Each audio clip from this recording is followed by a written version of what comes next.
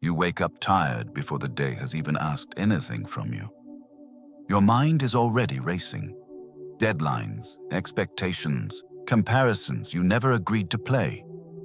You try to stay calm, but pressure keeps leaking in from every direction. And slowly, without noticing, your reactions start controlling your life. Here's the uncomfortable truth most men avoid. Life is not the problem. The way you react to it is. Most stress, anger, and frustration don't come from what happens to you. They come from losing command of your own mind in moments that matter. When you react instead of choose, you give your power away to people, to circumstances, to moods that don't deserve control over you.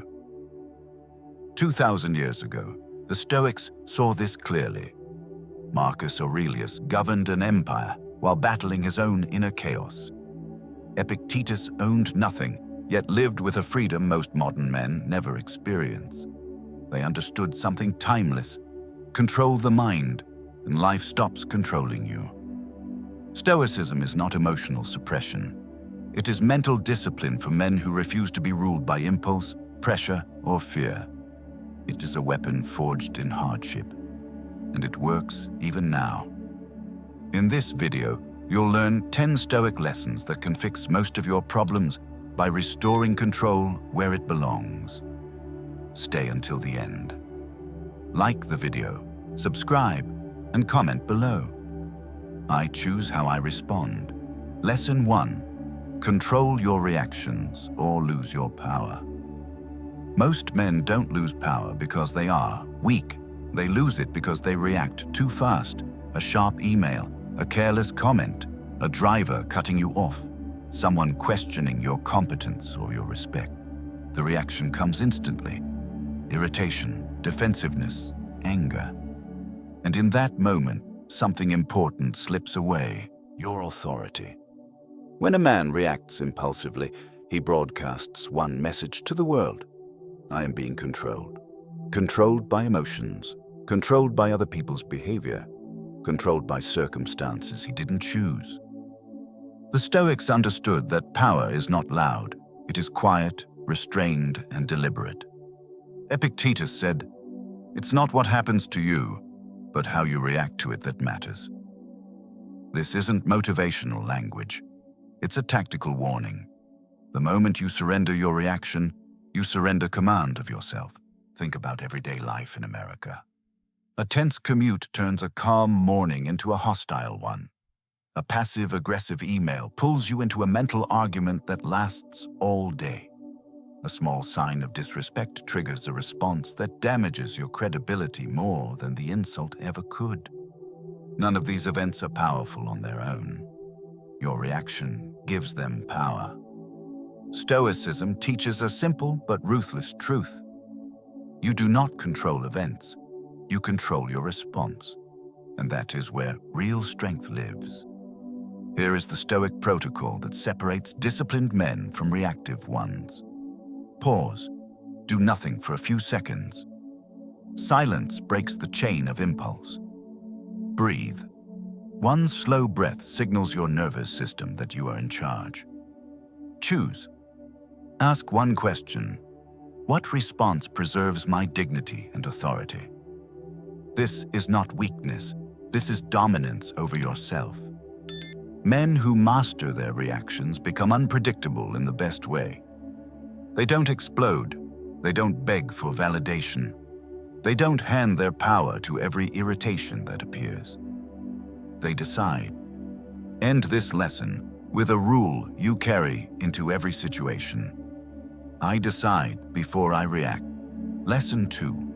Stop expecting fairness from life. One of the deepest sources of anger in men is not failure. It's the belief that life should have been fair. Fair to your effort, fair to your loyalty, fair to the sacrifices no one saw. When that belief breaks, frustration doesn't just appear. It settles in.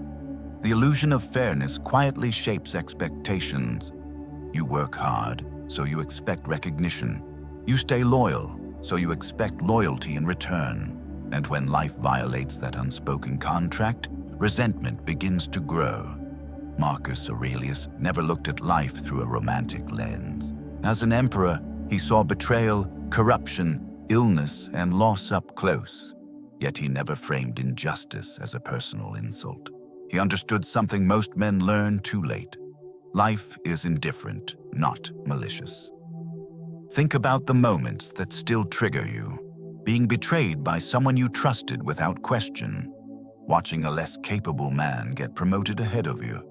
Being misunderstood, labeled unfairly, or blamed for something you didn't intend. What hurts most isn't the event. It's the thought that it shouldn't have happened. That thought is where bitterness takes hold. Expecting fairness turns pain into a grievance. It keeps your mind stuck replaying events, demanding a different past. And while you wait for justice, your energy drains away. Stoicism cuts through this trap with brutal clarity. Life does not owe you fairness. It owes you nothing. And paradoxically, that realization is freeing. When you stop demanding fairness, pain changes its function. Betrayal becomes information, not a life sentence. Being overlooked becomes training in endurance. Being misunderstood sharpens your ability to stand alone without approval. Marcus Aurelius accepted hardship as part of existence, not a deviation from it. This acceptance didn't make him passive. It made him resilient.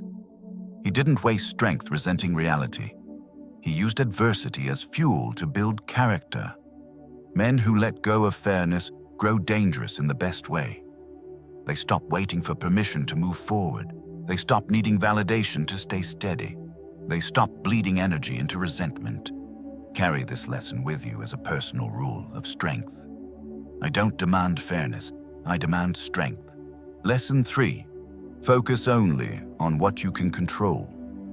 Anxiety doesn't come from having too much responsibility.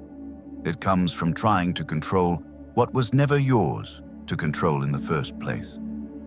Other people's opinions, their reactions, outcomes that depend on forces far beyond you. Most men live mentally exhausted because their attention is scattered. They replay conversations, imagine worst-case scenarios, and fight battles that exist only in their heads. The mind becomes tense not from action, but from wasted effort. Epictetus drew a hard line that still holds today. Some things are within your control. Some things are not. Confusing the two is the fastest way to lose inner stability. You can't control how others behave. You can't control whether people respect you, understand you, or agree with you. You can't control the economy, traffic, algorithms, or sudden changes in life. Trying to control them doesn't make you powerful. It makes you anxious. Imagine driving through a violent storm. Rain blurs the windshield. Wind pushes the car sideways. You don't control the weather, but you still grip the steering wheel. Your focus narrows to what keeps you on the road. That steering wheel is your mind, your thoughts, your actions, your responses. Stoicism teaches that peace doesn't come from managing the storm. It comes from mastering the controls you actually have. When you stop fighting reality, clarity returns. Here is a simple Stoic exercise you can use anytime anxiety rises. It takes 10 seconds, and it resets your focus. Ask yourself, what part of this is under my control? If the answer is nothing, release it. If the answer is your effort, your attitude, or your next decision, place your energy there immediately. This small act cuts anxiety at the root. It redirects power back to where it belongs. It turns mental chaos into deliberate action. Men who live this principle stop leaking energy. They become calm in situations that shake others, not because life treats them better, but because they refuse to wrestle with the uncontrollable. End this lesson with a rule that protects your mental strength every day. My energy stays where my control is. Lesson 4. Discipline beats motivation every time. Motivation feels powerful, but it is unreliable. It shows up when things are easy and disappears when resistance appears. Most men wait to feel ready before they act, and stay stuck because that feeling never lasts. Motivation is emotional weather. Some days it's high, other days it's gone. Building a life on motivation is like building on sand. When conditions change, everything collapses. The Stoics never waited for the right mood. They understood that emotions follow action, not the other way around. To them, discipline was not punishment. It was freedom from emotional inconsistency. You act because it is right, not because it feels good. Think about the areas where men fail themselves most. The gym gets skipped because energy feels low. Important work gets delayed because confidence isn't there yet. Self-respect erodes quietly every time a promise to yourself is broken. Motivation asks, do I feel like it today? Discipline asks, what needs to be done regardless of how I feel? Only one of those questions builds reliability. Every disciplined action sends a message to your identity. When you train even when tired, you become someone who doesn't negotiate with weakness. When you work despite discomfort, you become dependable to yourself. When you keep standards under pressure, self-respect stabilizes. Stoicism is not about extreme effort. It is about consistent obedience to principles. Small, disciplined actions, repeated daily, reshape who you believe you are. Men who rely on motivation chase intensity. Men who rely on discipline build permanence. One burns out, the other becomes solid. Over time, discipline rewires confidence. You stop asking whether you can trust yourself. You already know the answer. That certainty creates calm, not stress. End this lesson with a commitment that cuts through excuses and moods alike. I do the work, especially when I don't feel like it. Lesson 5. Voluntary discomfort builds an unbreakable mind. Comfort feels harmless, but over time it quietly weakens men. When life becomes too soft, the mind loses its edge. Small inconveniences start to feel unbearable, and pressure feels personal. What once required strength now demands excuses. Seneca warned about this long before modern comfort existed. He practiced voluntary hardship to remind himself that he could endure more than he feared. By choosing discomfort on his own terms, he removed its power over him. Hardship stopped being a threat and became familiar territory. Comfort creates fragility because it teaches avoidance. Avoid cold, avoid hunger, avoid conflict, avoid effort. Each avoidance sends a signal. I cannot handle this. Over time, that signal shapes identity. Stoicism flips this pattern. Instead of waiting for life to impose difficulty, you introduce controlled discomfort yourself. Not to suffer, but to train resilience. This is mental strength, not self-punishment. Modern examples are simple but effective. Cold showers teach calm under physical stress. Short fasts train discipline over impulse. Difficult conversations build courage and self-respect. None of these are extreme, but all of them strengthen your tolerance for discomfort. Voluntary hardship rewires fear. When discomfort is chosen, it stops feeling like danger. Your nervous system learns that pressure is survivable. Confidence grows quietly, without ego. Use a simple weekly checklist to apply this lesson. Choose 3 intentional discomforts each week. 1 physical, 1 mental, 1 social. It might be cold exposure, skipping a meal, or saying what needs to be said. The goal is not intensity.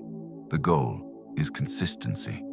Men who avoid discomfort become anxious when life pushes back. Men who train in it stay grounded when pressure arrives. They don't panic, they don't complain, they adapt. Seneca believed that the man who can face discomfort willingly cannot be easily broken. Strength, once practiced, becomes instinct. Carry this lesson with a reminder that builds resilience daily. Discomfort trains me. Lesson 6. Detach from outcomes. Commit to the process. Many men don't burn out because they work too hard. They burn out because they are obsessed with results they cannot fully control. Success becomes a scoreboard, and every delay feels like failure. When outcomes don't match effort, frustration replaces focus. Stoicism teaches a different standard. You are responsible for your actions, not the final result. Obsession with outcomes turns effort into anxiety. Commitment to process turns effort into stability. In business, men fixate on numbers, recognition, and timelines. In creative work, they chase approval, views, or validation. When those outcomes fluctuate, motivation collapses. The work stops feeling meaningful and starts feeling draining. The Stoic approach removes this emotional trap. You define success by how well you execute what is within your control. Your preparation, your consistency, your attention to detail. Everything else becomes secondary noise. A perfect process is not perfect results. It is showing up when you said you would. It is doing the work cleanly, even when no one is watching. It is measuring effort, not applause. When you commit to process, pressure decreases. You stop bargaining with the future. You focus fully on the present action. Ironically, results improve because attention is no longer divided. Men who chase outcomes feel restless and dissatisfied. Men who commit to process feel grounded and durable. They can endure long timelines without losing direction. They trust themselves because they are consistent. Detaching from outcomes does not mean apathy. It means refusing to let external results define your internal state. You work hard, then release the rest. That releases strength, not indifference. End this lesson with a principle that protects you from burnout and ego alike. My worth is in my discipline, not outcomes. Lesson 7. Master your emotions without suppressing them. One of the biggest misunderstandings about Stoicism is the idea that it teaches men to be cold or emotionless. That misconception pushes many men toward repression instead of mastery. They swallow anger, hide fear, and ignore sadness until it leaks out in destructive ways. Suppressed emotion doesn't disappear, it waits. The Stoics never taught emotional denial. They taught emotional clarity. To them, emotions were signals, not commands. The danger was not feeling. It was obeying feelings without reflection. When emotions are unnamed, they feel overwhelming. Anger becomes explosive. Anxiety feels endless. Resentment quietly poisons relationships. But once an emotion is clearly identified, its grip weakens. This is where the Stoic technique becomes practical. Name it to tame it. When you say, "I feel anger," instead of "I am angry," distance appears. You create space between the emotion and your identity. That space is where choice lives. Consider moments at home where emotional control matters most.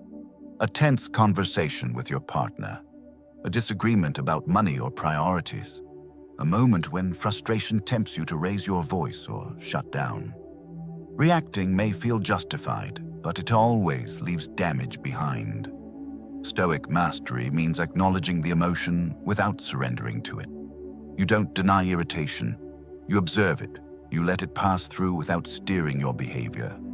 This restraint protects trust and respect. In family life, this skill separates strong men from reactive ones. Children learn emotional regulation by watching how you handle pressure. Partners feel safety when you respond instead of explode. Calm presence becomes a form of leadership.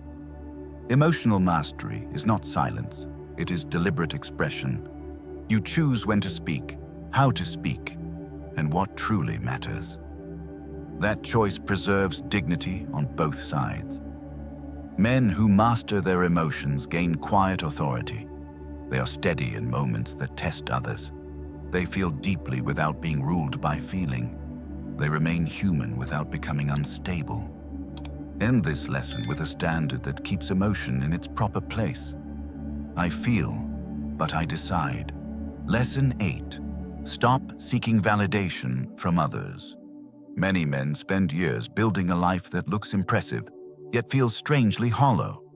The reason is rarely lack of success. It is the quiet dependence on approval that shapes decisions behind the scenes.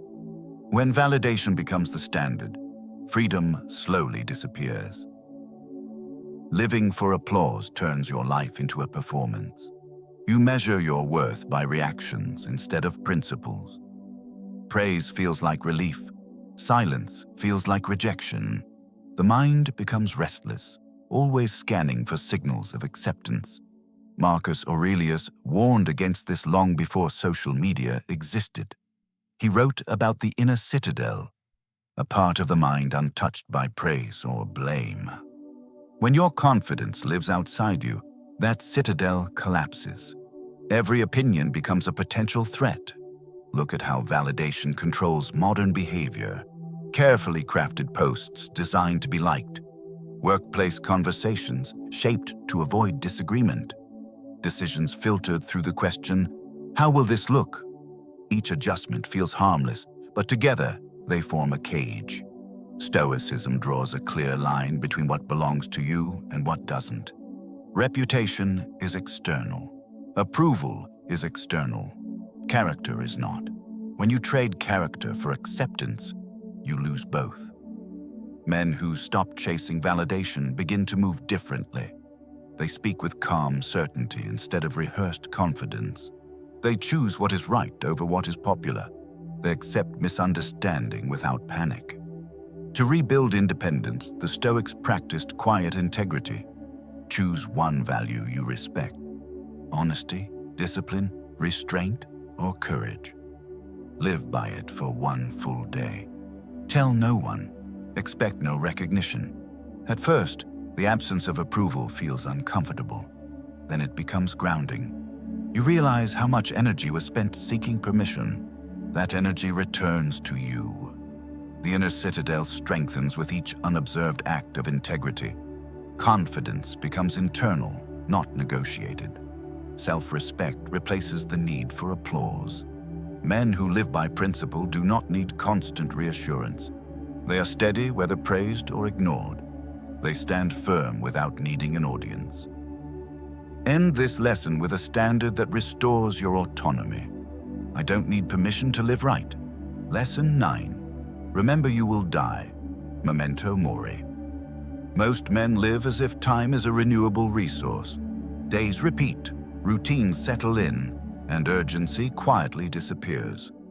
Important decisions are postponed, not because they don't matter, but because they feel uncomfortable. Tomorrow always seems available, until one day it isn't. Memento Mori is not a dark obsession with death. It is a discipline of awareness.